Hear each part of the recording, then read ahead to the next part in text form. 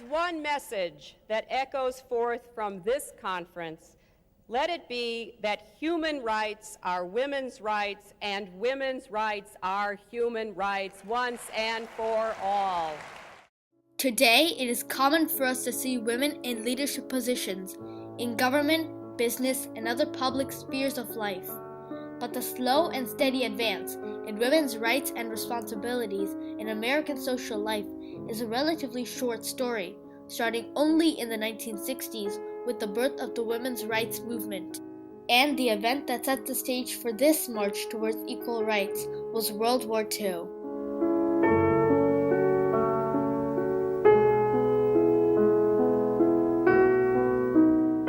World War II was also a significant event that showcased to the world women's ability to take on responsibilities that were once thought beyond them, and led to a dramatic change in women's rights.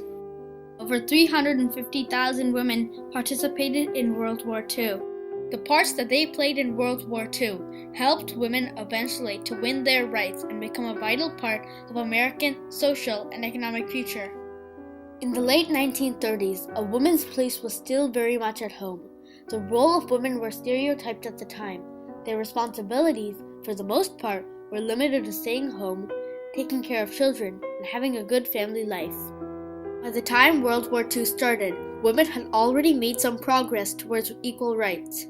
Their role in World War I had increased the support for the suffrage movement, and in 1920, the 19th Amendment gave women the right to vote, marking an important victory towards equal rights. While women's suffrage was certainly a milestone for women at the time, they were still a long way from being considered equal to men.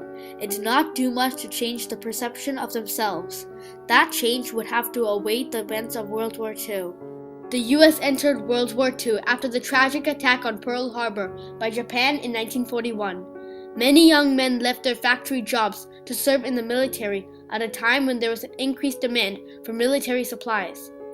This need forced the government to change its perception that women were not suitable for certain jobs. A propaganda was started, calling for women to help with the war effort.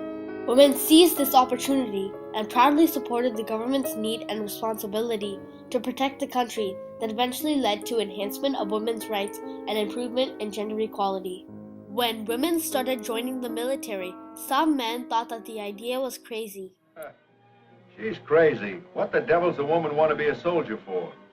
Just a waste of time. They thought that women were being unfeminine and the war was a man's job. This is a man's war. What sort of jobs can they do? Some family members, even husbands, mothers, laughed at women who said they were thinking about getting a job. As part of the Women in War Jobs campaign, the government started a new campaign in 1942, using a fictional character, Rosie the Riveter. As a girl could be, there's something true about red, white, and blue about Rosie the Riveter. Rosie is shown flexing her arm and pulling up her sleeve to symbolize the potential of women, while saying, "We can do it," to the women of her time. She influenced many women at the time by showing that they could do the same jobs as men, and she helped get more than 350,000 women into the workforce by 1945. Over time, she would come to symbolize a sense of pride, confidence, and responsibility that women felt about their jobs, and would become the catalyst for women's greater participation in society. And that's a very popular, well-known image from World War II. And it's probably the best-known image of a woman in World War II.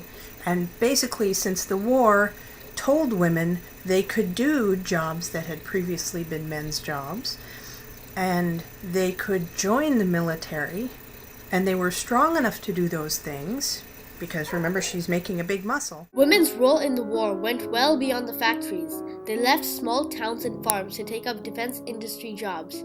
Besides answering the nation's urgent call for support, it gave them an opportunity to earn a higher income.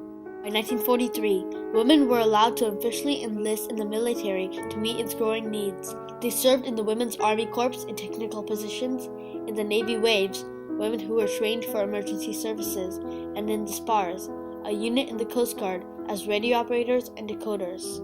Lois Boughton served in World War II as a member of the SPARS from 1943 to 1945. She is also known as the Coast Guard Lady, and she has been writing motivational letters to the Coast Guard for over 40 years. I have lots of memories. I was a radio man at a direction-finding station. We took bearings on ships when we heard them send messages.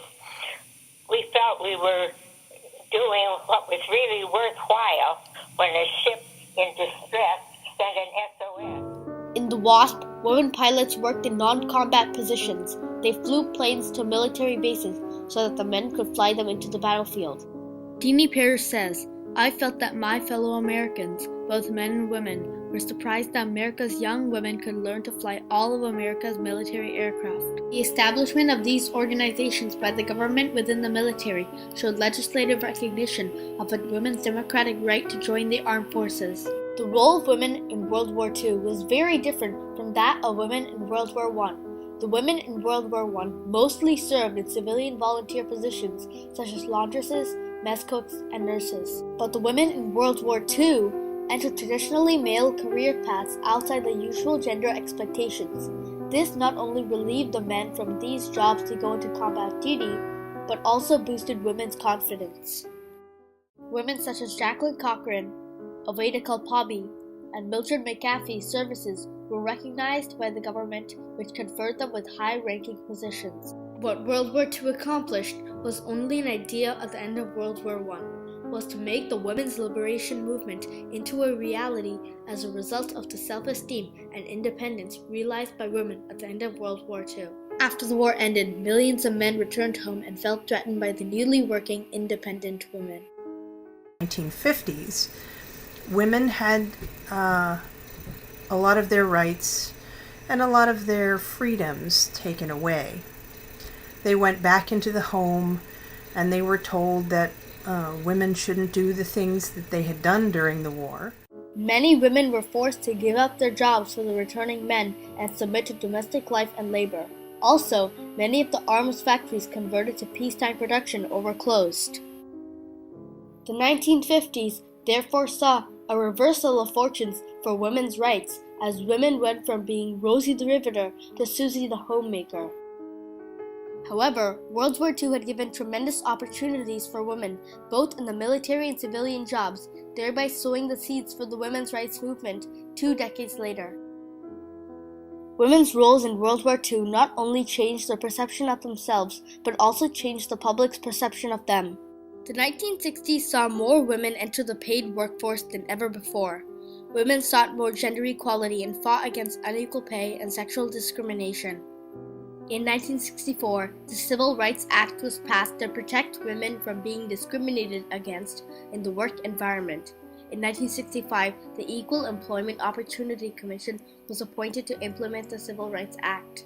In 1966, Betty Friedan founded the National Organization for Women to help incorporate women into the mainstream American society, enabling her to exercise her rights and responsibilities in true equal partnership with men. Indisputably, women have increasingly advanced their rights. Women's participation in the labor force has increased from 14% in 1967 to 43% in 2009. There have also been important changes in laws related to equal employment, wages, divorce, and reproductive rights, making women feel more liberated than ever. While the wage gap between men and women still persists, it has reduced substantially in the past several decades. These changes that we see today can be directly traced back to the women's rights movement of the 60s and in turn to the women of World War II. The new roles and responsibilities that women took on in World War II awakened them to realize their true potential, leading to better women's rights.